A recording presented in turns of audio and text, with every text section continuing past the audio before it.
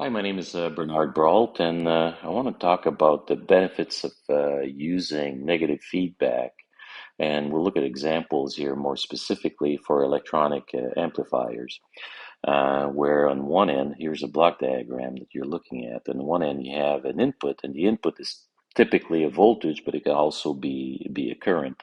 And you're amplifying this voltage across an amplifier, and it's represented here by this A block. And A could be a scaling factor, so when you multiply the voltage up, and typically that scaling factor is a function of frequency, so it's a transfer function that depends on frequency, and you get an output. And you take this amplifier, direct amplifier without feedback, and what you're doing is you're sampling a portion of the output and you're feeding it back, and you scale it up or down, and that scaling factor is also a function of frequency, so it has a transfer function, and you're subtracting the feedback from the original input, and that's what you feed into your amplifier.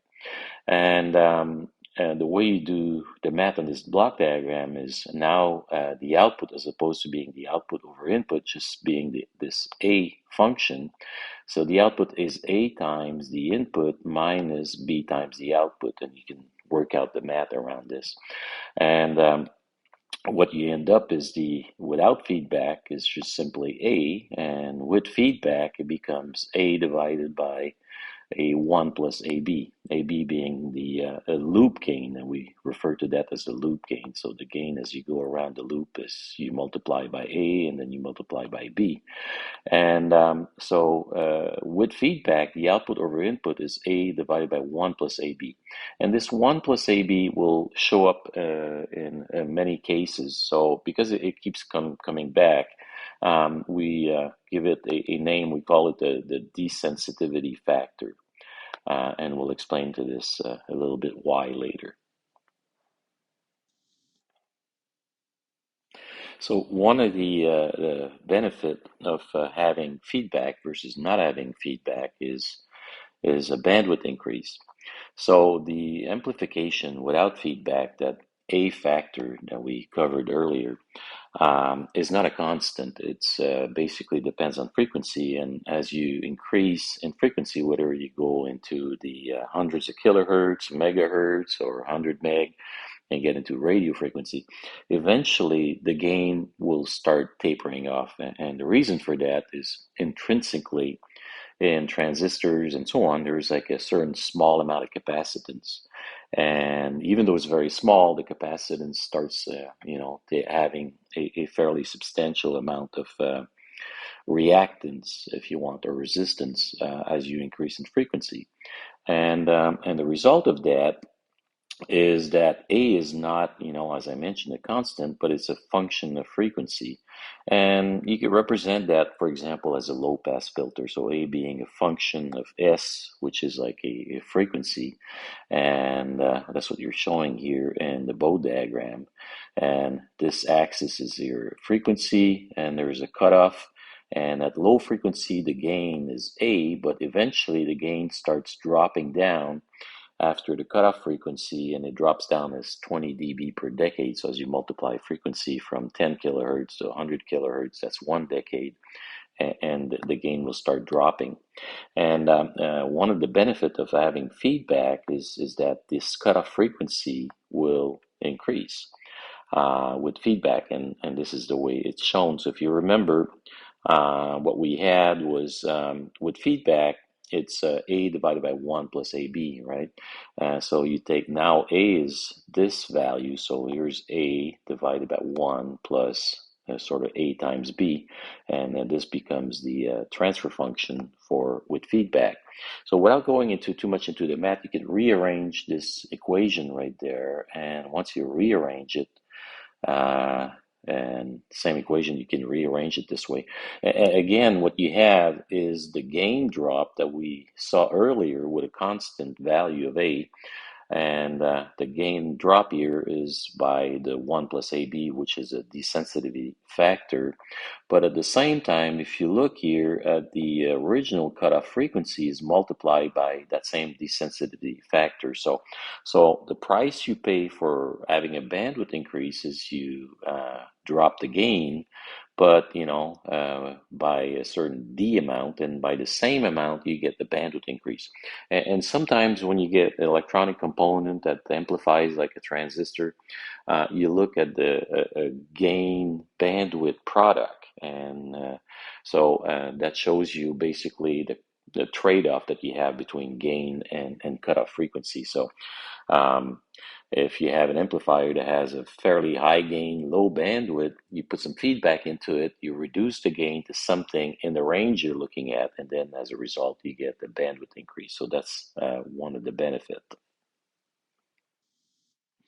Another benefit of having negative feedback is decrease in sensitivity. So, for example, you have bipolar transistors, and their current gain, called beta, nothing to do with the beta that we have here, not that B value that I'm showing the feedback, but the current gain of the BJT transistor can vary between 150 to 250.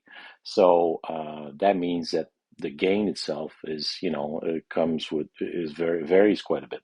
And if you're designing something that depends on that value, then you may either need to measure it directly with all the various transistors and pick the one that has a value that you need or within the range you need, or you put a design and you add some negative feedback to it, and you'll decrease the how sensitive your overall gain is with respect to that beta value. So that decrease in sensitivity is basically measured this way. It's how much does it change with the feedback versus, without the feedback? And we're talking about changes, so that's like a differential equation or a derivative. So how much the change with the feedback with respect to, percentage wise, the ratio, versus the change without the feedback. And without going through too much of the math, I'm just going to show it to you here so you could pause the video and look at it. But essentially, that amount is decreased again by that factor of 1 plus AB. And that's called a desensitivity factor. Maybe I didn't say it right, but anyway, so that's where the name comes from. Another benefit of negative feedback is noise reduction. So, for example, let's go back to the original block diagram. You got an input, and I'm trying to show it to you here without the feedback, but it gets amplified, and after the amplification, noise is added. So without the feedback element, so imagine this feedback loop is not there, and without feedback, the output is equal to the input times the A gain plus noise. Now, by adding negative feedback to this system, what happens is that the gain, of course, the price you pay is the gain is reduced by the desensitization factor, but then so is the noise. So as you notice here, the noise is reduced by this 1 plus AB. So that's another benefit. Another benefit of having negative feedback is if you have the amplifier without feedback that has nonlinearity. And that means, for example, if you have a pure sine wave, a pure tone into a nonlinear amplifier, it will output the tone plus harmonics of this tone. So it'll generate frequencies that were not present in the original signal, and that translates into harmonic distortion. And having negative feedback will reduce the harmonic distortion. So all of the benefits that we highlighted earlier come at a cost, and the cost is a reduced gain. So what if you were to start with a large gain to start with, a gain larger than the gain you actually need, and then you reduce that gain through negative feedback and get all of the benefits that we just highlighted. So let's take a look at that, having a high loop gain. So here's the block diagram of the system with negative feedback. And if you remember, with feedback, the output over input was this A, which is the non-feedback amplification divided by that factor of 1 plus AB. Now, if you make A extremely large, right, as large as you possibly can, at least much so that AB is much larger than 1, and then what happens is that if AB becomes extremely large, the 1 right there gets almost absorbed into the AB. And as A increases, then 1 plus AB becomes AB. And you can sort of like cancel out the A's. And then the feedback gain becomes simply dependent on beta, which is the feedback loop. So you have a feedback system now that only depends, for which the gain only depends on feedback elements. And you could take feedback elements that are passive and very linear and predictable, like resistors, for example, and not have any active component in the feedback system itself. So that brings me to building an ideal amplifier. If you're going to build an ideal amplifier, you would want the gain to be as high as possible so that you could apply some feedback into it and have sort of all the benefits that we highlighted, and then be able to, sort of tune the overall gain by simply adjusting the feedback system.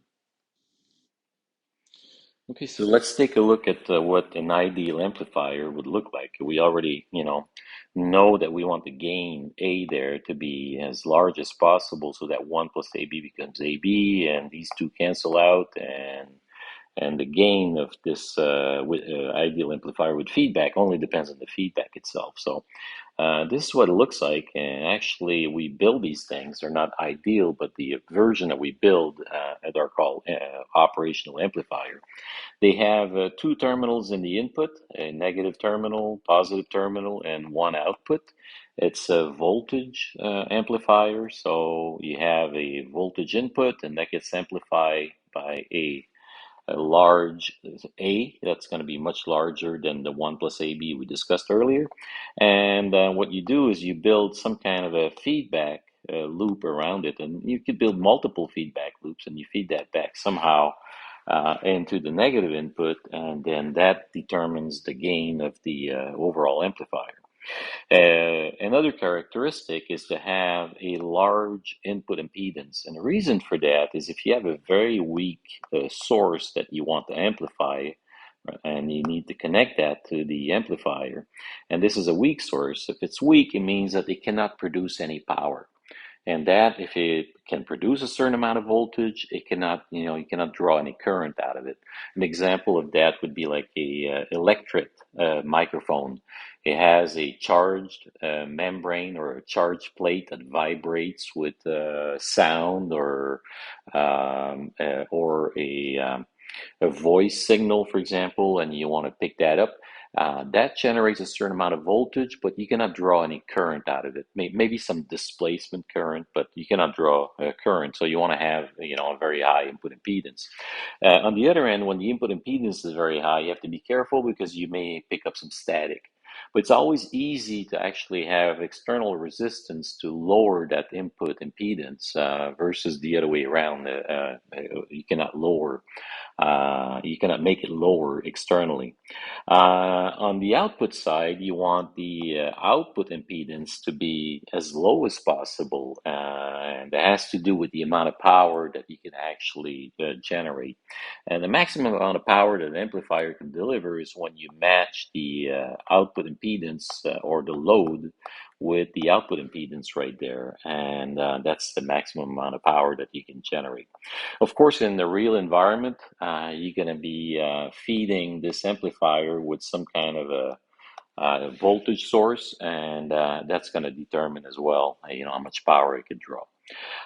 So these amplifiers, we call them op amps. And the reason why we call them operational amplifier or op amps is because it could perform operation. And through, again, everything is done through, feedback loops. And you put this feedback system in a clever way, and you can add voltage, you could subtract, you could multiply, you could exponentiate, you could do log, and if the input is a time varying input, you can actually differentiate it and you can do integral of the input.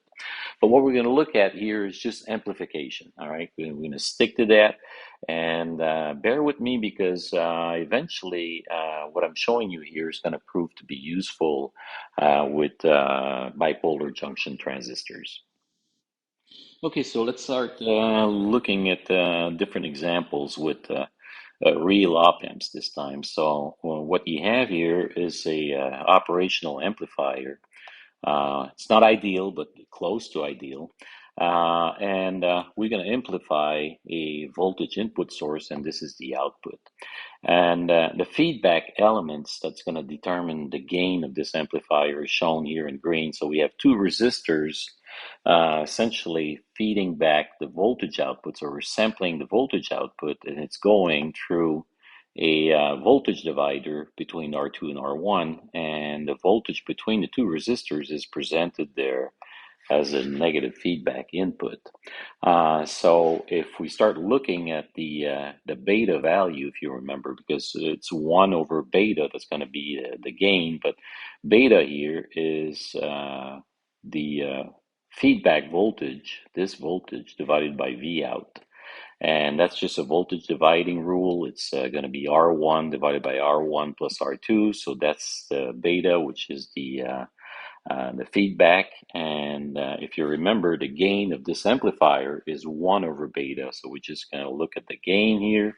It's 1 over beta, and it's R1 plus R2 divided by R1, or it's equal to 1 plus R2 divided by R1. So here's how we derive what the output is. Maybe it's the first time you look at it this way, because I'm willing to bet that you've been with, especially with operational amplifiers, that you've been doing it maybe in using another property and using a shortcut. And that property is because the gain here is very, very high. And if the output voltage is, it's not infinite, it's bounded, it has a certain value, and the gain is very high, that means that, this voltage between these two terminals is going to be very close to zero. It's going to be very small. The bigger the gain, the smaller it is. But the input impedance is infinite, right? Or very, very high. So that means that between these 2 points, we have a virtual short circuit. And it acts as a short circuit for voltage because the voltage here and the voltage there is the same, but it acts as an open circuit as far as current is concerned. So the voltage that you have V in right there is going to be essentially going across there because there's no voltage difference on the input side. So V in is going to go there and essentially draw current down through R1. And the voltage output is going to be the current across R1 and R2. So that's probably how you've been doing it, but stick with me because I'm showing it to you in a different way. And that different approach is going to pay off later when we start looking at other different configuration with non-ideal amplifiers, and versus, this trick that we're using here does not work unless you have infinite gain and this also have like a very, very large input impedance. Let's take a look at another example with op amp before we move on to transistor amplifiers. Um, this configuration is slightly different because if you notice, the input that we're trying to amplify is also fed, somehow on the negative input. So the output is going to be minus V in times a certain amount of gain. This time, what you need to recognize is that this type of feedback, you're sampling voltage, but we're not presenting the voltage at the negative input. There is a mix of the input voltage and the feedback voltage. So essentially what we're doing there is the feedback is drawing current. So this is like called a shunt feedback. And the shunt feedback is a current feedback. So we're essentially drawing current away from the input. So you need to recognize this with when you look at feedback, because when you amplify something electrical, you have voltages and sometimes current, and the output sometimes is a voltage or a current, and the same with the input. So you have four different possibilities: voltage, voltage, current, current, and the mix between the two. But now what we're doing is we're sampling voltage out, and we're essentially the feedback is current. So the beta is going to be the feedback current right there divided by the voltage output.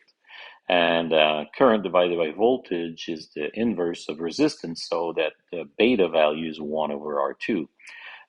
So the gain, and this is where you have to be careful, the gain is V out over I in. We're no longer looking at V in, because in the feedback system with the shunt, we're actually subtracting current. So you have to look at it with respect to the current input. So the V out over I in is equal to 1 over beta, which is like 1 over R2. And because we're feeding on the negative side, it inverts it, so it's minus. But the way you get the input, the current input, is you have to look at this block right there and convert it to a current source, or this is a Thevenin input, and you have to convert it to a Norton equivalent, which is like essentially a current source with a resistance right there. And the current is V in divided by R1. This is R1. And essentially what I drew in red right there is exactly identical to this, except, we're looking at it from a current perspective. And so if you look at this input current, which is V in divided by R1, and you substitute this into this equation right there, then you get the V out over V in is equal to minus R2 over R1. And again, you're probably going to think, I could derive this much easier with, the trick that we spoke about earlier with this sort of virtual short circuit right there. That's true, but you bear with me. It's going to start to pay off with the other examples that I have for you.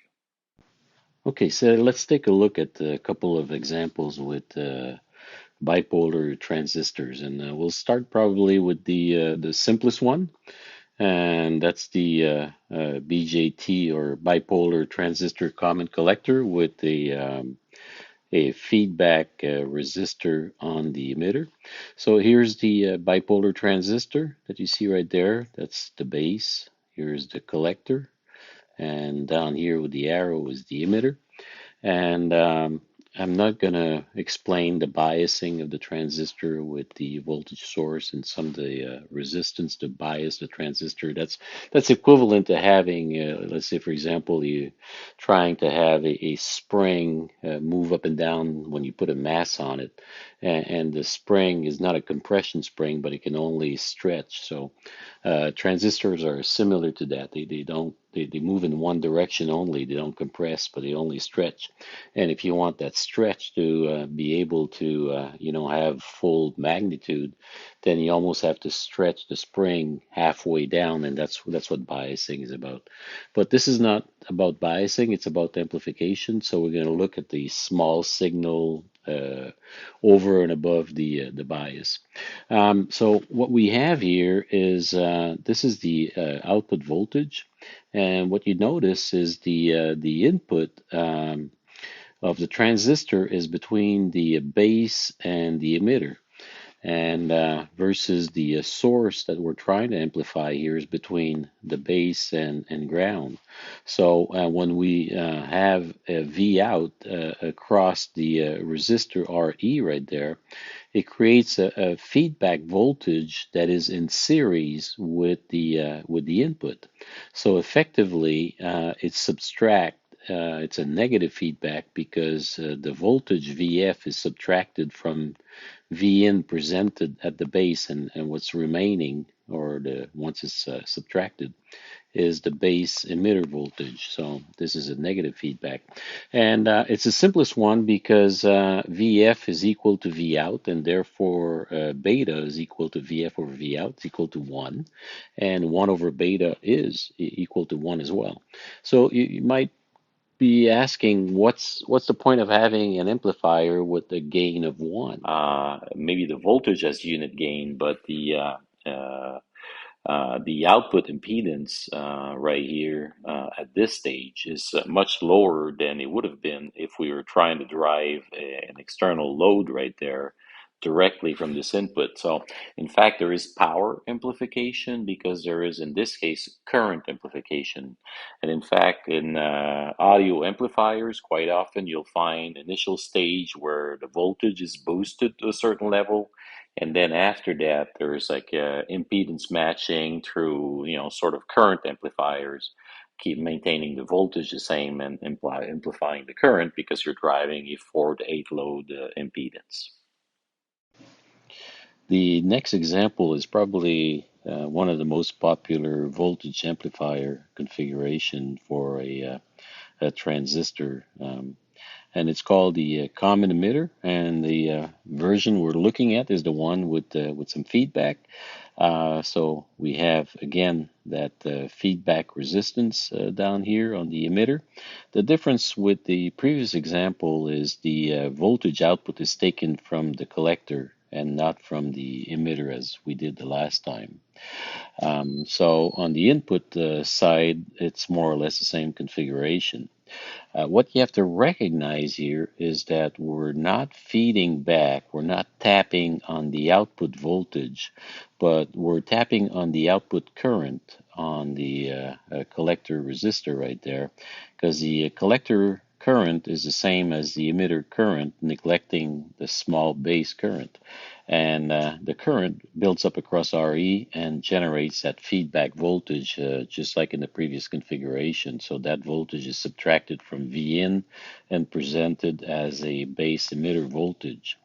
So it's very important to recognize that the output now is a current output, and later we'll convert the current output to a voltage output. But initially, since we're feeding back current, we have to look at it from a current perspective on the output side, and then the input side, it's voltage that's being subtracted. So the beta value is the feedback voltage divided by the output current, which is the resistor value Re. And of course, as usual, the amplification, which is going to be the output current divided by the input voltage, is 1 over beta, or the inverse of B right there, 1 over Re. If you want to convert it back to output voltage, what you have to recognize is that the output voltage is equal to the collector resistor times the output current. And you substitute this value into the output current, and then eventually you get that the output voltage divided by input voltage is the RC divided by RE right here.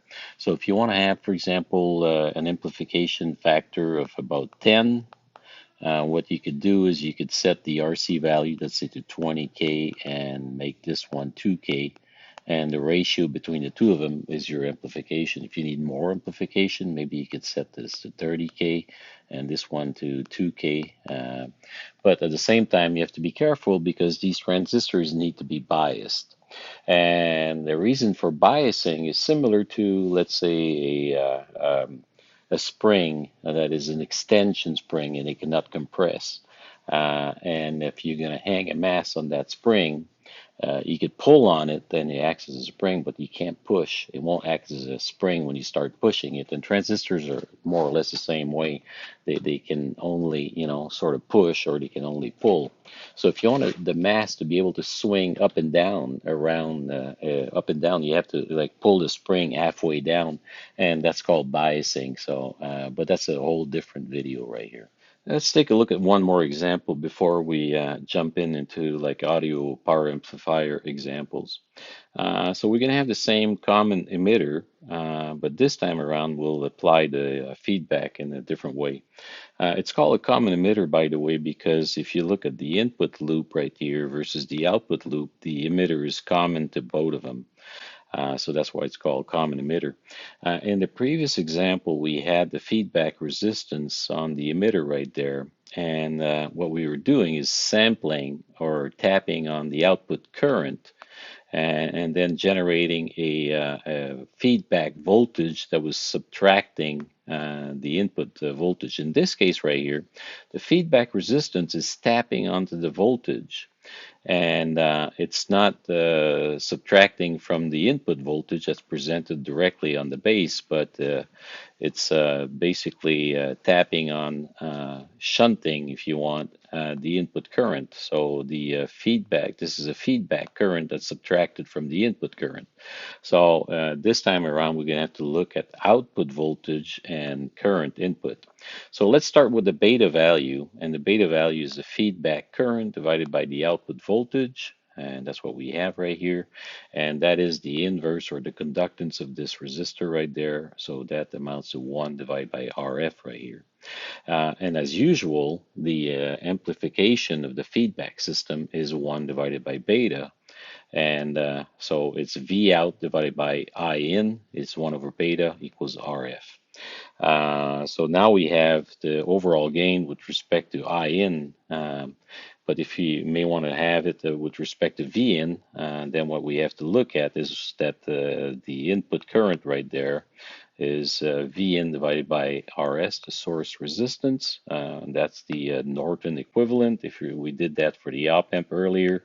So you have a current source and input impedance right there, and this is V in divided by R, and this is R again. So this circuit is equivalent to what we have right there. But the reason why we need to look at current input and voltage output is because the feedback is subtracting current from the current input. So if you substitute this IN right there into this here, then you get the voltage ratio or the voltage gain, which is the output or the feedback resistance divided by the source resistance. So this is maybe a little less popular than the emitter one. And I think part of the reason is you don't have as much control over RS. You can increase RS by adding another resistor, but usually this source resistance is part of a previous or it's intrinsic to what you're trying to amplify. So if you want to increase that value, you could certainly add a resistor in series with it, but you cannot decrease it. So maybe that's why it might not be as popular. Let's now take a look at a couple examples with schematics from power audio amplifiers that I Googled. And if you Google the same and you look at images, you'll find these various schematics. So they're not necessarily amplifiers that I don't know if they sound good. I don't know if they've been built and so on, but I'm just using those as example to look at the effect of how feedback is used. So let's look at the first one right here. Um, the What we see here is the input on the left. That would come, let's say, from like a DVD player. So it'd be consumer electronic. And consumer electronic, the input signal voltage range is minus 10 dBV, and that translates to about zero point 0.3, zero point 0.4 volt, and maybe peak zero point 0.5 volt. And here's a speaker output on the other side. Notice that the input is also unbalanced. So this is not like professional equipment with XLR sort of like balance output where you would have a plus, minus, and a ground. You just have a signal with respect to ground. The first stage of amplification right there is a differential amplifier. So you would expect that with a balance input. You would need that. In this case, we have a unbalanced. So why do we have a differential input with something similar to an op amp with a positive and negative? And here's the output right there. And the reason for that is the negative side of the differential amplifier will be used to feed back some of the output to the speaker, and that's going to be the feedback loop. And we'll get back to that. So the differential amplifier works best by having a current source, a constant current source, and that's what this spare transistor supplies. Actually, the current for the current source is derived from this first amplifier, the second transistor, and the second transistor here provides a constant voltage between emitter and collector, making the current source a bit more stable. If you were to use a third transistor, like a Miller current source, it'd probably be even better. But the fixed amount of current right there is split between the two legs right here. And ultimately, what you get on the output right here is the difference between the two. So that's the differential side. The second stage of amplification is done there, voltage amplification, and that's the output right here. And that output actually is fed to this pair of transistor here, and it's also fed to this other pair up here. The upper pair is called similar to a Darlington pair. It's called a Zikli. So this pair of transistor acts like a one super transistor where this is the base and this right here is the collector and this is the emitter. And essentially is an emitter follower. It's there, whatever voltage you have up here is the voltage that is produced at the speaker. And so you're not getting voltage amplification at this stage, but you're getting sort of impedance matching because the speaker is 4 to 8 ohms, so that's very, very low impedance, and that's what this provides. So in other words, same voltage, but a current gain through having a lower output impedance. Transistors are like a little bit like ropes. We spoke about that earlier. If you have a rope, you could put some tension on it, but you can't compress it. You cannot push a rope. You can only pull. So this upper pair can push current down to the speaker, but it can't pull. And the bottom pair right here can actually pull when the voltage is down. So this is like called a push and pull because the current gets pushed this way, and then when it swings negative, it gets pulled that way.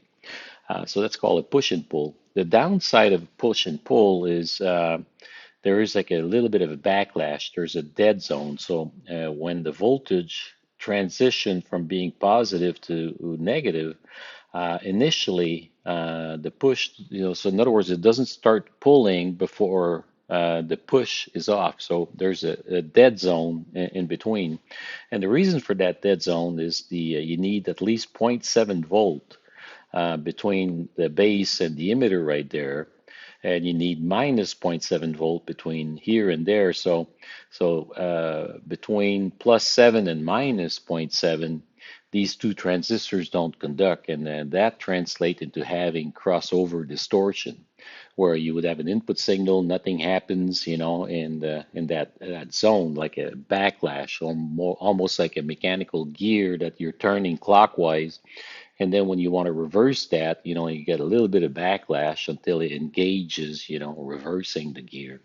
So what you want to do is you want to put a little bit of tension between the two base, and you want to bias these two transistors so that there is a zero point 0.7 volt up here and a negative zero point 0.7 volt, and that's the purpose of these two diodes right there. And the reason why they're using diodes is because the diode also has a zero point 0.7 volt drop before it starts conducting. Once a diode conducts, it acts almost like very low resistance, nearly a short, and that's why the output right there, as far as small signal is concerned, is the same as the output at this transistor right here. This up here is another current source, and that's that helps bias the spare and also provides a voltage drop across these two biasing diodes. But once you reach the output stage here, and that's fed to the speaker, notice this is where we're getting our feedback, and it's a negative feedback through this resistor right there and this one. So it's a voltage divider presented on the negative input of the initial stage of differential amplification.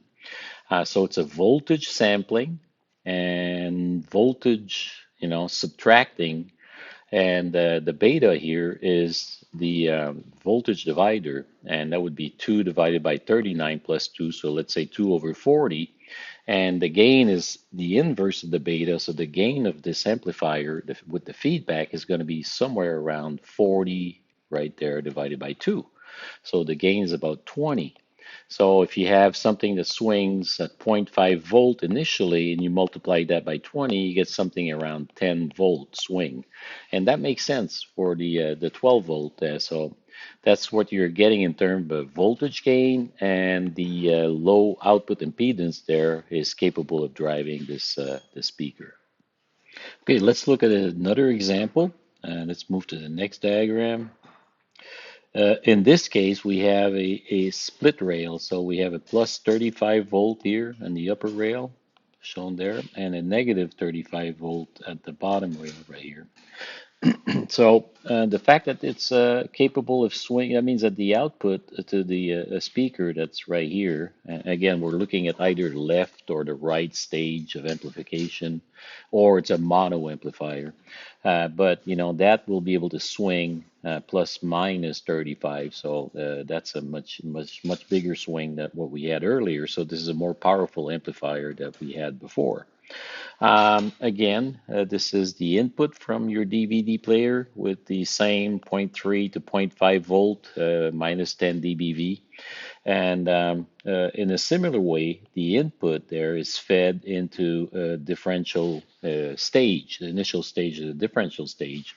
And this is the positive lead of the differential stage, which is where the input is fed, and this is a negative lead, and that's where we're going to feed back the output going to the speaker. So again, it's a feedback similar to the previous one over a voltage divider, and that's what's going to determine the gain of this amplifier overall. Let's take a look maybe at some of the other differences. So that's the output of the differential stage is presented up here, and that right here provides a voltage amplification. The push and pull, so this is the push and this is the pull, something very similar to what we had before. The difference now is that this one has a better control in terms of crossover, because this right here is called a VBE multiplier. So as opposed to having the bias for the crossover as two diodes, what you have is a trim potentiometer, and you can trim this so you could, you know, achieve exactly the amount of bias. And what's interesting in this case is you can actually trim it in such a way that it's gonna like push, and it'll continue pushing while this one is pulling. So in other words, you're not gonna stop pushing while the other one is pulling, but you're gonna continue push and the other one's pulling, and vice versa. And so if you feed a certain, you know, a sine wave there, and you look at the sine wave and the output, you'll be able to see the crossover distortion and adjust this little potentiometer right there, and really have a much better control over it and eliminate that. On the other end, the on the input differential pair right there, the voltage source, sorry, the current source right there is not as good as what we had before. So this is not as good as a source.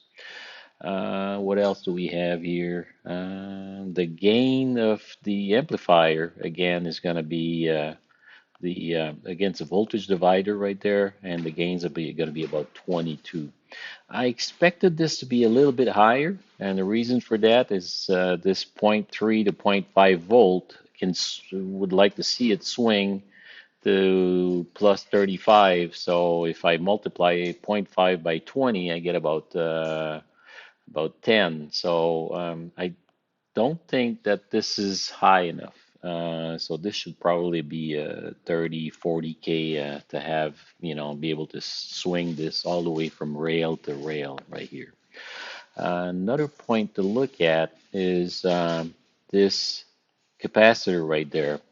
That is a feedback capacitor, a bit similar to what we've seen before, where you go the collector output, and this is a feedback. It's not a resistor, but a capacitor. And so that's a frequency dependent feedback. And the reason for that is, maybe I didn't mention this, but one of the downside of having high gain and feedback and negative feedback loop is your risk having oscillations. And to study that, and that's not, I don't intend to cover this here, but to study this, you need to look at the what's called root locus. So you look at different poles and where the poles move. If they move on the right hand plane, that means you're getting oscillation. So one of the things you probably this capacitor achieves is that it will dampen down high frequency oscillation, because these transistors are capable of like driving maybe up to 1 meg of frequency, but the amplifier here does not need to go above 20 kilohertz. So by having this, it probably helps stabilize the and the same thing here on this feedback right there. Okay, let's quickly look at another one, and the other one is slightly different. Let's see here. Right there. This one has a 25 volt upper rail and the ground, so again, it will need some form of biasing. Notice that it doesn't have the differential input, so that means that the feedback is going to be achieved in a different way. And that's what's shown right there. This is the output to the speaker, and this is the feedback point. And if you look, it's fed back through this resistor as well as this one right there. And if you remember, this looks very much like the last example that we did with BJT amplifiers, where we're sampling voltage, but in this case here, we're shunting, so we're subtracting current from here. And if you remember the amplification, and let me just go back, see if you're so it's very much like this one right there. So we're sampling voltage and feeding back current. And if you remember, the gain was the ratio of the feedback resistor divided by the source right there. So looking at this right here, that means that the feedback gain would be 100K divided by the source impedance right here. And the source impedance would be the impedance of the previous stage plus the 4K. So let's say something around, let's say maybe 5, 10K, so 10K, and you have a 100 divided by 4 or 4 to 10, and that gives you an amplification of times 25. So this is the feedback, and but it's not through a differential pair. Again, you have a push stage, you have a pull stage, and to minimize the crossover distortion, in this case, they've used the VBE amplifier. What's interesting is this looks like a somewhat of a diode, but with an adjustable drop. And by adjusting the drop there, you're capable of like eliminating the crossover distortion. But more than that, you can, even get into what's called AB type amplifiers, not just the B, but AB, meaning that, you're still like pushing while this one is pulling. So sometimes, that even does a better job at eliminating the crossover distortion. Again, you have this feedback right here capacitor that we described earlier.